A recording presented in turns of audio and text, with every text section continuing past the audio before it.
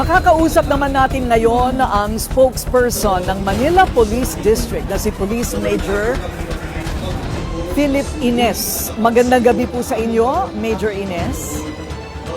Ma'am Corina, isang mapagpala at kalmadong gabi po. Ganun din po sa mga nanonood sa inyong programa ngayon. Opo, ngayon ko lang po napansin na pagka pinagdikit pala yung inyong dalawang pangalan ay Philippines. Kaya buntik na akong magkamali sa pagtawag sa inyong pangalan. Opo. Okay. Pinagsama niyo ba ang Philippines? Kaya nga, parang napaglaruan po kayo ng inyong mga magulang. Ano po? Anyway, maganda po yan. Kumusta na po ang seguridad para sa traslasyon? Yes, Ma'am Corina, full deployment po tayo. Kung saan mahigit po 15,000 PNP personnel po ang ating pong nilalatag para po dito sa ating Nazareno 2026. Kung saan hindi pa po kasama dito yung other agency na tumutulong sa atin taon-taon. At ngayon po, tuloy-tuloy po yung ating pag-secure dito po sa ating posisyon kung saan nasa segment 7 na po tayo. Dito pong ating andas ay nandito po sa may Arlegui. At yung ating pong mga segment niya ng Corina ay composite po yan. Meron po tayong mga police at other agency po dyan. Katulad po ng mga medical team natin na nakaantabay para kung kakailanganin po ng ating mga kababayan ng kanilang medical assistant, marami po tayo tutugon agad.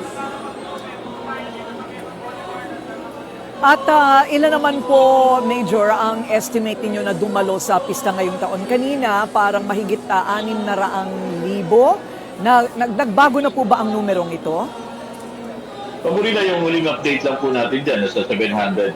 Pwede po yung initial nating proud estimate. At alam po natin natataas pa po yan bilang na yan. At tuloy-tuloy po yung ating paglalatag ng seguridad. Mahaba pa po ito. Meron pa po tayo hanggang 12 segment po bago po ito makabalik sa atin sa Quiapo. Opo. Napansin ko rin po, no, security measure po ba talaga na wala pong wifi? Parang parang putol po yung wifi sa area na nakapaligid po dito sa Quiapo Church. Ang Corina, meron lang po tayong mga signal interruption dito po mismo sa pagdadaanan po ng andas at hindi po yung mga naging panuntunan ng nakaraang usapan doon po sa ating coordinating conference. Part po ito ng security measures natin. At pagdaan naman po ng ating andas doon sa mismo mga segment at mga location na yan po, babalik naman po yung ating signal. Ayun. So handa naman po ang mga pulis. Ang dami ko pong nakitang pulis na nakahilera mula pa doon sa may tulay, ano po. Ilang pulis po ang pinakalat ninyo para sa mapayapang traslasyon?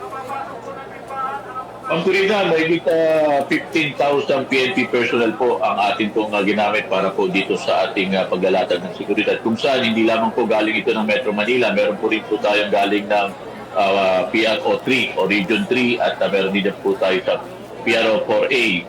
Kung saan po ito po tumutulong sa atin para po sa paglalatag natin ng seguridad ng Corina. At may tawid po natin itong Nazareno 2026 na may kabanalan, na kaayusan at kaligtasan po para sa ating mga deboto.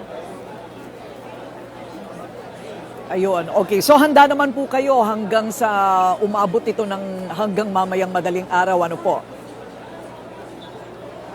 Yes, Ma'am Corina, sabi nga natin na dito sa Manila, taon-taon po natin pinaghahandaan to, humaba po, ang mahalaga po natin dito, maitawid po natin ng maayos at ligtas ito pong Nazareno 2026.